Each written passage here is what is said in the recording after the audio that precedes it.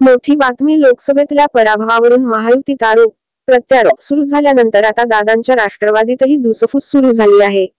अजित पवारांना टार्गेट करण्याचा प्रयत्न केला जात असल्याचा आरोप अजित पवारांच्या आमदारांनी भाजपवर केला आहे. एवढंच नव्हे तर वेगळा विचार करण्याची भाषाही अजित पवारांच्या आमदारांनी केली आहे. अजित पवारांच्या पक्षात नेमकं काय सुरू आहे याची राजकीय वर्तुळात चर्चा सुरू झाली आहे. अजित पवारांच्या राष्ट्रवादीसोबत युती केल्यामुळे लोकसभेत पराभव झाल्याचे सांगत आरएसएसनं भाजपचे कान टोचले. त्यामुळे महायुतीत वादाचा खडा पडला. आता त्यावरून महायुतीत मोठी धुसफूस सुरू झाली आहे. अजित पवारांच्या राष्ट्रवादीचाच फटका बसल्याची चर्चा भाजपमध्ये दबक्या आवाजात सुरू आहे.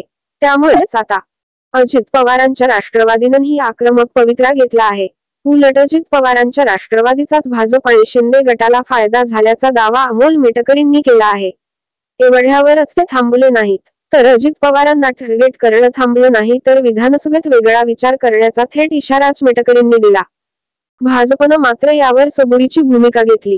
अजित पवारांवर भाजपच्या कुणीही टीका केलेली नाही असं सांगत महायुतीची मोठ घट्ट असल्याचा दावा भाजप प्रदेशाध्यक्ष बावनकुळेंनी केला आहे.